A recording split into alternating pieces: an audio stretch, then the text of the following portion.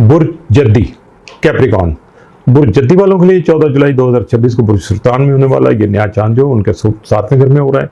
7वां घर बुनियादी तौर पर ज़ाती ताल्लुकात, शादी, शरीक हयात, कारोबारी शराकतदारी जो है और तमाम करीबी रिश्तों की नुमाइंदगी करता है। चूँकि ये नया चांद आपके बिल्कुल मध्य मुकाबिल बुर्ज में हो रहा है, इसलिए आप इसकी तवानाई के असरात को अपनी ज़िंदगी में ख़ास तौर पर महसूस करेंगे। इस नए चांद के ज़ेर असर शुरू होने वाले तमाम जो नए सिलसिले, फैसले और तब्दीलियों के जो नताइज हैं वो आइंदा तकरीबन 6 माह के अरसा के दौरान आहिस्ता आहिस्ता आपके सामने खुलकर आ जाएंगे।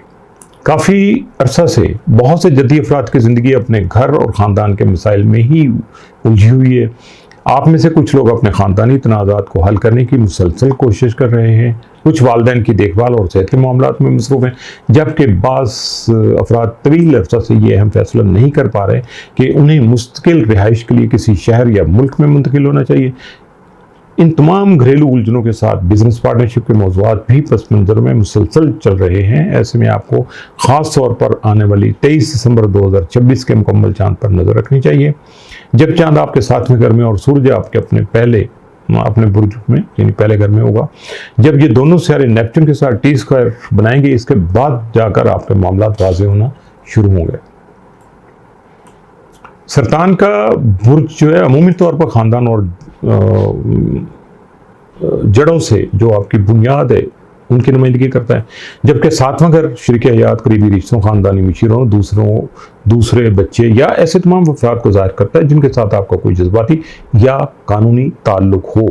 चूँकि इल्म नजूम के असूल के मुताबिक 7वां घर चौथे घर से चौथा घर यानी फोर्थ फ्रॉम द फोर्थ बनता है, इसलिए बुर्ज सरतान के इस नए चांद के असरात आपकी घरेलू ज़िंदगी, रहाइश की जगह और ख़ानदान में आने वाली बड़ी तब्दीलियों पर ज़्यादा मुरतब होंगे। इस नए चांद के ज़ेर असर आप में से बहुत से लोग अपने मौजूदा मकान की तज़हीन व आराइश, मुरम्मत या मुस्तकिल रहाइश के लिए किसी दूसरे शहर या मुल्क मुंतकिल होने के बारे में मनसूबाबंदी कर सकते हैं। इस दौरान ख़ानदान के बुजुर्गों या वालिदैन की सेहत और देखभाल से मुतल्लिक़ मामलात आपकी फौरी तवज्जो के तालिब होंगे, जहाँ आपको उनकी जो ज़रूरियात है उसके लिए वक्त और पैसा जो है वो दोनों लगाना पड़ेंगे। इन घरेलू दबाव की वजह से अपने शरीक हयात के साथ ताल्लुकात में तलखी नहीं आने दीजिएगा। दूसरी तरफ अगर आप किसी के साथ मिलकर काम कर रहे हैं कि शराकतदारी का इरादा रखते हैं, तो अब वक्त आ गया कि आप कारोबारी मनसूबों पर इब्तदाई बातचीत जो है उसका आगाज़ करें।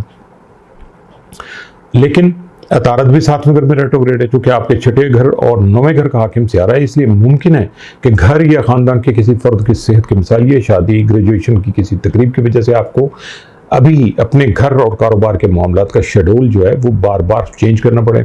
इस घरेलू दबाव और ख़ानदानी माहौल की वजह से अपने शरीक हयात के साथ ताल्लुकात में किसी सूरत तलखी ना आने दें। चूँकि ज़ोहल आपके बुर्ज का हाकिम से आ रहा है और जून 2026 के आगाज़ में अतारत के साथ स्क्वायर बना के आया है और अब रेट्रोग्रेड होकर वापस उसकी तरफ जा रहा है। ऐसे में आप ज़रा जून के महीने में पेश आने वाले वाक़यात को याद करें। क्या उस वक़्त आपके अपने शरीक हयात के साथ कोई इख्तिलाफ़ात पैदा हुए थे? क्या घर और ख़ानदान से मुतल्लिक़ कोई ऐसा मसला सामने आया था जिसने आपको शदीद ज़हनी दबाव में मुब्तला कर दिया था, या फिर घरेलू जिम्मेदारियाँ इस हद तक बढ़ गई थी कि आपके लिए अपने काम और करियर पर तवज्जो देना मुश्किल हो गया था? अगर जून में ऐसा कुछ हुआ था तो अब वही पुराने मामलात एक बार फिर आपके सामने आ सकते हैं, लेकिन इस बार आप माजी के तजर्बात की रोशनी में तमाम ख़ानदानी और अज़वाजी मसाइल को पहले से ज़्यादा मिशोर और संजीदा और बेहतर अंदाज में हल करने के काबिल होंगे। इस नए चांद के दौरान 7वें घर में रेट्रोग्रेड अतारत सूरज से काजिमी हो रहा है, जबकि दूसरे घर में मौजूद प्लूटो और 8वें घर में मौजूद मुश्तरी एक दूसरे के सामने आकर अपोजिशन बना रहे हैं। तो इसका बिल्कुल मतलब यही है कि इस वक्त आपके रिश्ते में सबसे बड़ी बहस पैसे पर होने वाली है। एक तरफ आपकी अपनी कमाई, ज़ाती बचत और अना है, और दूसरी तरफ शरीक हयात का पैसा, विरासत के मामलात या बिजनेस पार्टनर के माली मुफादात हैं। पैसों के इस मामले पर गुफ्तगू करना अब आपके लिए इंतहाई ज़रूरी हो जाएगा। प्लूटो की दूसरे घर में मौजूदगी आपको अपने माली तहफ़्फ़ुज़ के लिए हद से ज़्यादा दफ़ाई या ज़िद्दी बना सकती है, जबकि 8वें घर का मुश्तरी है वो मुश्तरका अखराजात, टैक्स, बिलों या ख़ानदानी कर्ज़ों के बोझ को सामने लाएगा। यहाँ पैसों या जायदाद के लेन देन पर पार्टनर से किसी किस्म की ज़िद या कंट्रोल करने की कोशिश नहीं कीजिएगा। इस कठिन वक्त का बेहतरीन हल यह है कि अपने लाइफ पार्टनर या बिजनेस पार्टनर के साथ बैठकर अखराजात का एक बजट बनाएं। अगस्त के आखिर में जैसे ही अतारत की रेट्रोग्रेशन खत्म होगी, आपके मामलात में बेहतरी आना शुरू हो जाएगी। बहुत से जद्दी अफराद अभी तक अपने माजी के किसी अधूरे बाब को मुकम्मल तौर पर जो है वो बंद नहीं कर पाए हैं।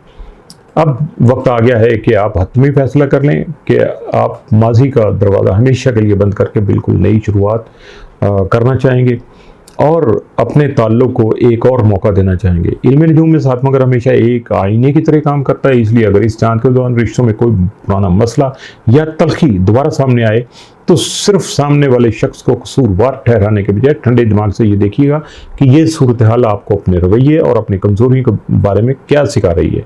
गुस्से का जवाब गुस्से से देने के बजाय खुद एहतसाबी का ये अमल जो है आपको बड़े ख़ानदानी और माली झगड़ों से बचा सकेगा।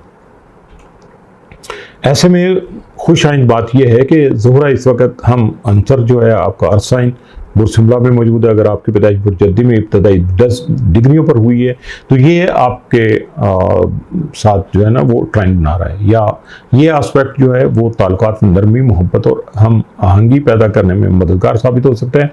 अगरचे ज़ोहरा और यूरेनस के स्क्वायर की वजह से सेहत, मुलाजमत या रोज़मर्रा के शेड्यूल में अचानक तब्दीलियाँ आ सकती हैं, लेकिन इन चैलेंजेस से निपटने के लिए आपको मुनासिब मदद भी हासिल होगी। चूंकि तारा रेट्रोग्रेड है, इसलिए माजी के लोग दोबारा आपकी ज़िंदगी में वापस आ सकते हैं। मुमकिन है कोई पुराना महबूब, कोई ऐसा शख्स जिससे ताल्लुक रहा हो कभी, दोबारा रब्ता करे और ये कहे कि हालात बदल गए और वो ताल्लुक को एक और मौका देना चाहता है। रेट्रोग्रेड अतारत के दौरान ऐसा होना आम बात है, लेकिन मेरा मशवरा है कि अभी किसी के साथ कोई वादा नहीं कीजिएगा, बल्कि दिसंबर तक का वक्त लीजिएगा ताकि आपको